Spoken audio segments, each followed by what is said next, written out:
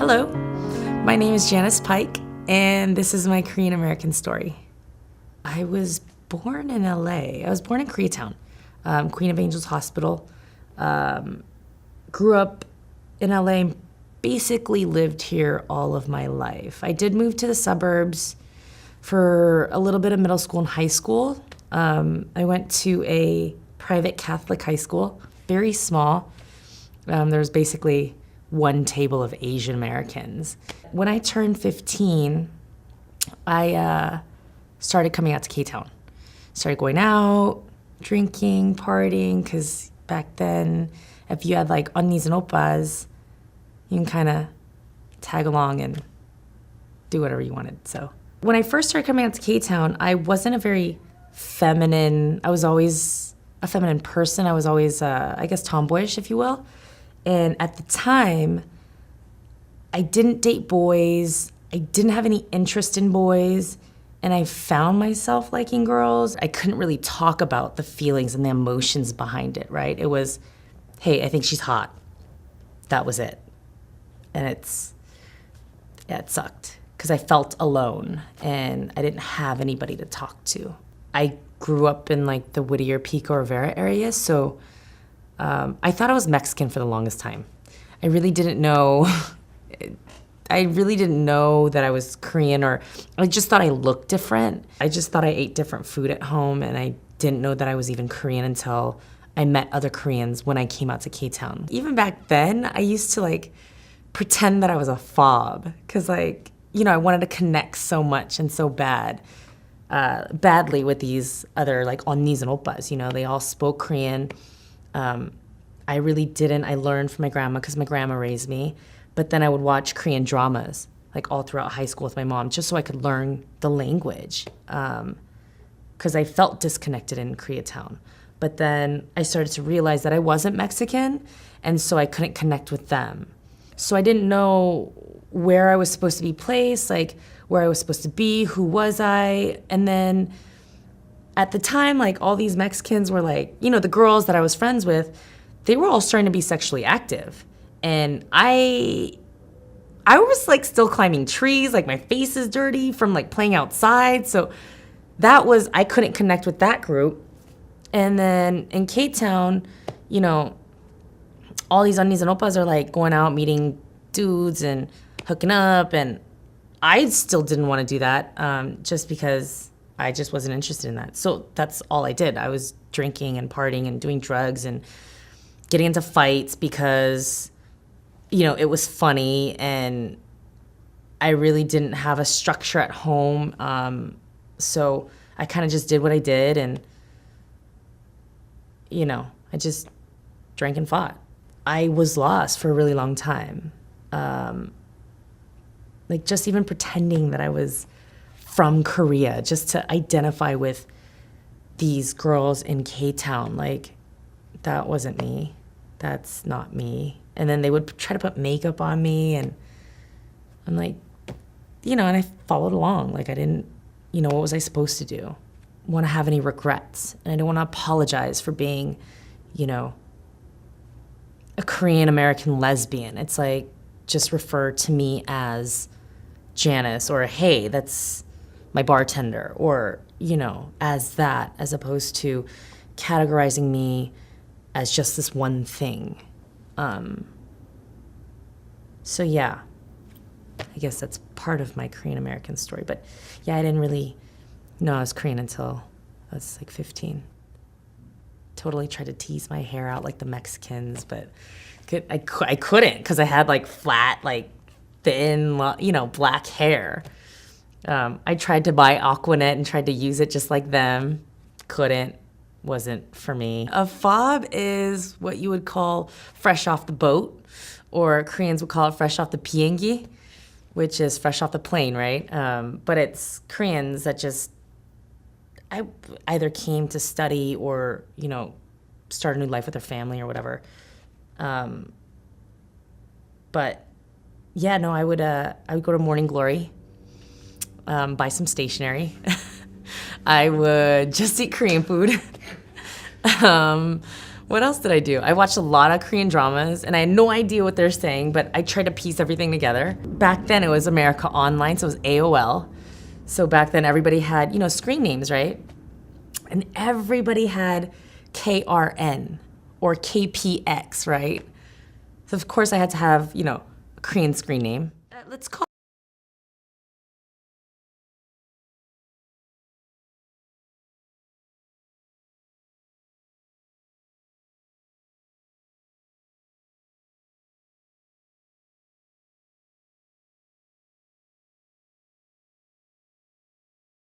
felt like I was at home when I was with my first girlfriend. I thought I was starting to create a life with her.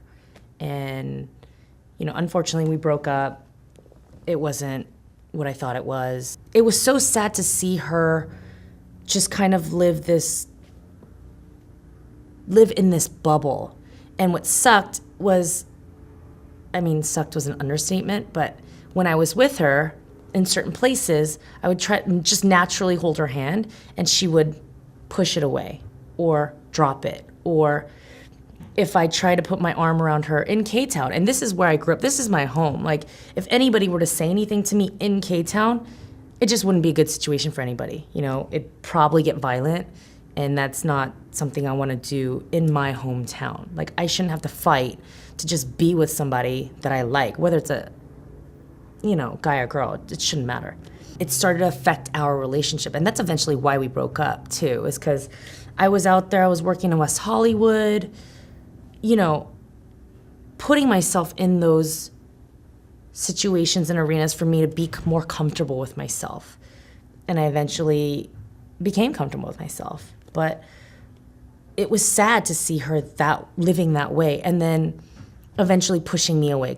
She just disassociated herself with all these emotions and feelings, and then, she's like, am I straight?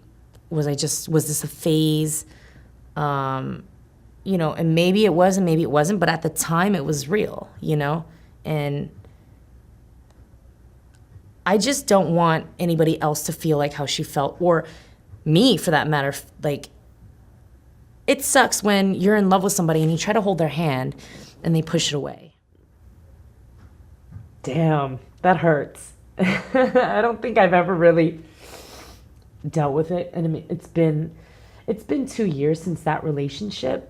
But it still hurts. Yeah, I loved her.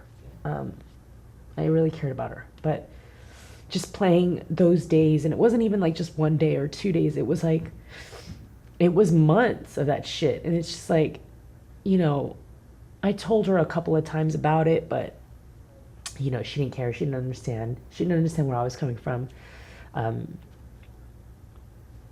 Which was, it was what it was. But this is what sucks. This is like...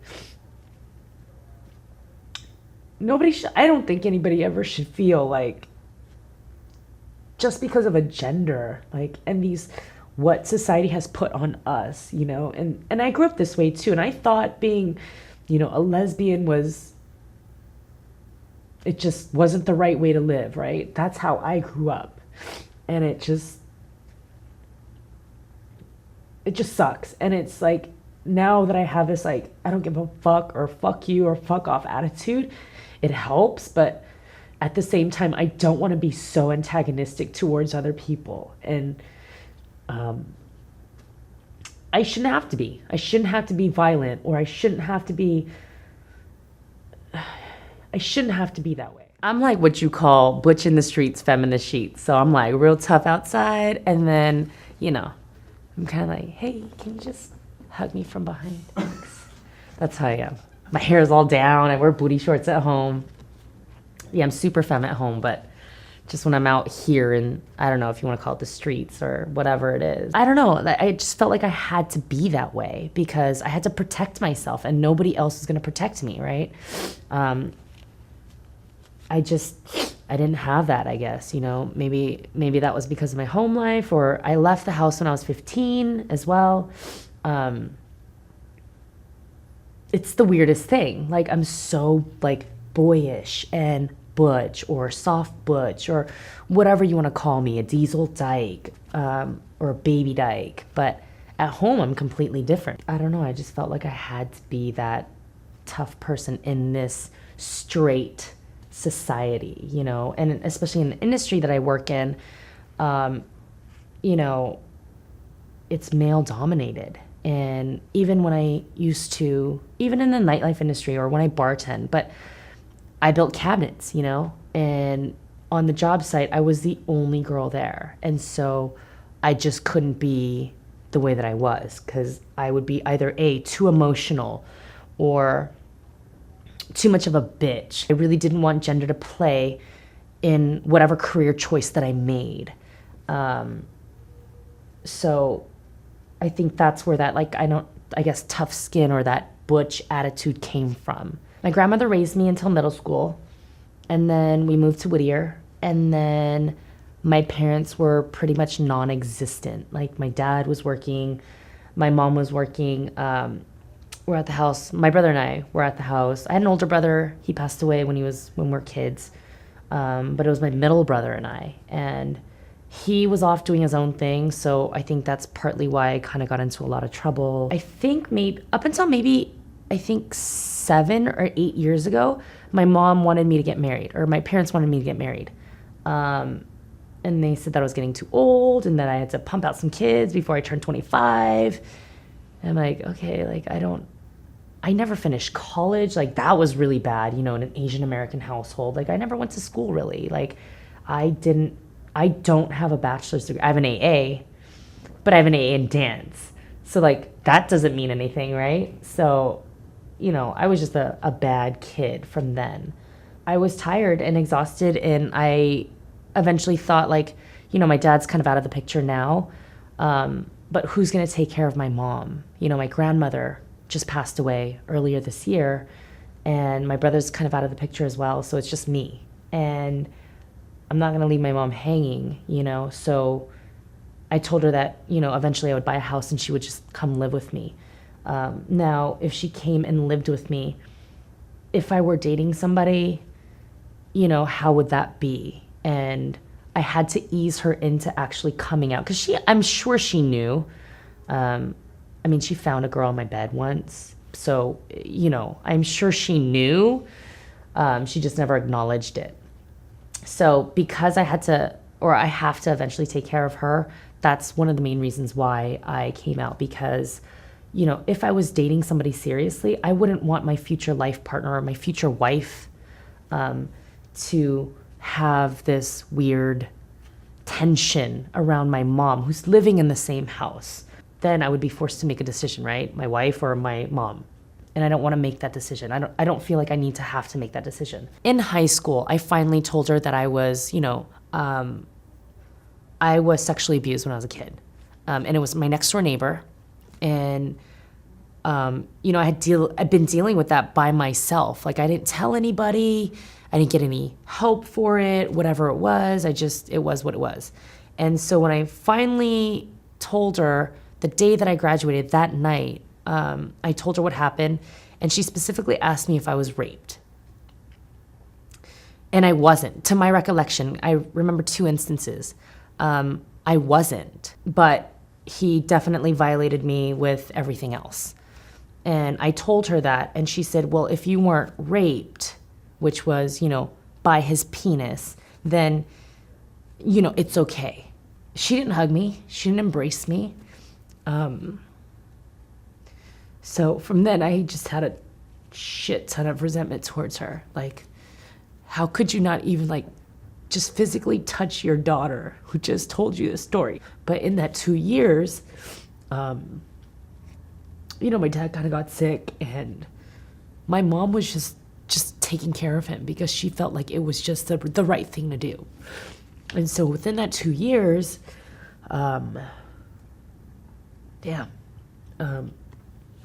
within those 2 years, I saw how my mom actually was. And she was an amazing woman to stand by, you know, her husband, even though he was cheating on her, even though he had beaten her before for years, you know. She still stood by his side. And after the 2 years were up, you know, I came back around with family, and we had to sit down. We all saw each other again after 2 years of not seeing them at all.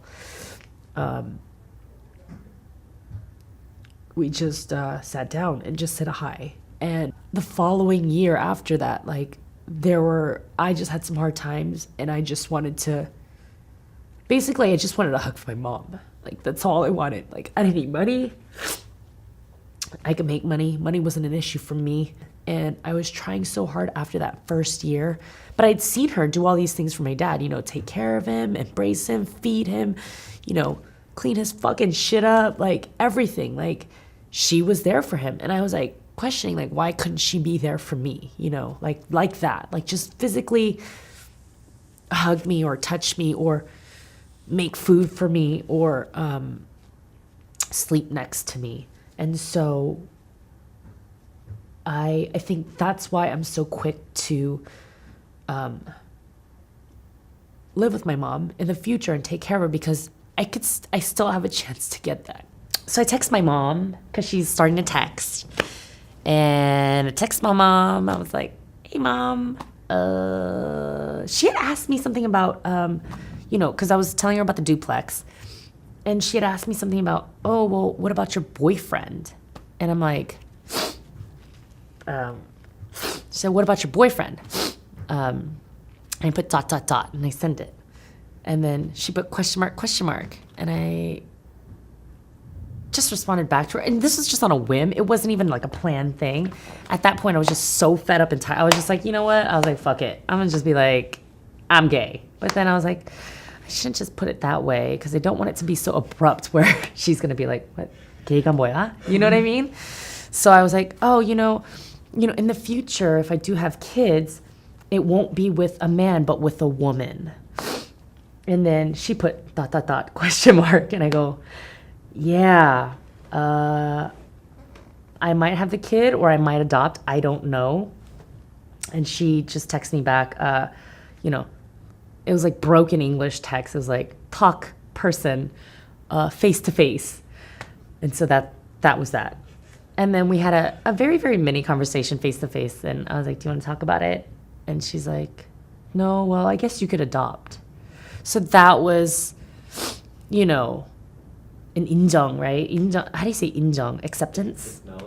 Acknowledgement. I'm learning about self-love. And that's a really hard thing for me to do. But love yourself. Simply just love yourself, and try to be fulfilled that way.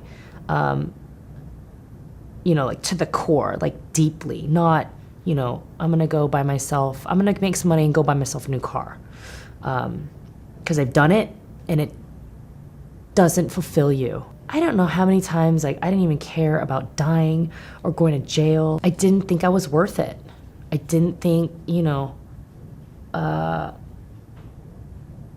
I don't know. I just didn't think, I guess I was worth it. Yeah, no self-love. Like in high school, like I had met girls and I never did anything with them. I never tried anything with them because I repressed those feelings. I couldn't be gay. Like I had to be straight. I was Korean. I had to make money. I had to, have 2 kids. I had to, you know what I mean? Like,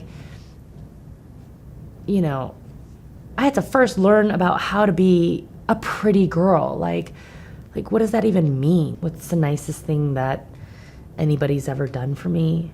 I think maybe it comes back down to my mom, and she helped me get back into rehab 5 times. What were you addicted to? Meth, coke, alcohol, which is funny because booze is my business now. Like booze is my business, but definitely meth, coke, and hard stuff. Yeah, anything and everything back then. To get off.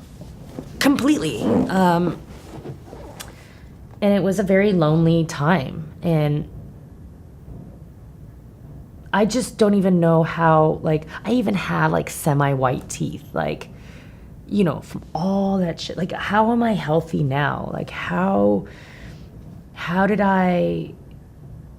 I kind of successful in the career that I wanted to be in? Like, how is that when I know I have other friends that had just been addicted to meth for 6 months, and they're just, some of them are in jail, Some of them are just homeless. Some of them are hustling. Some of them are strippers. Some of them are, you know, escorts. Like, you know what I'm saying? Like, how did I come out this way? And I have to thank my mom, right?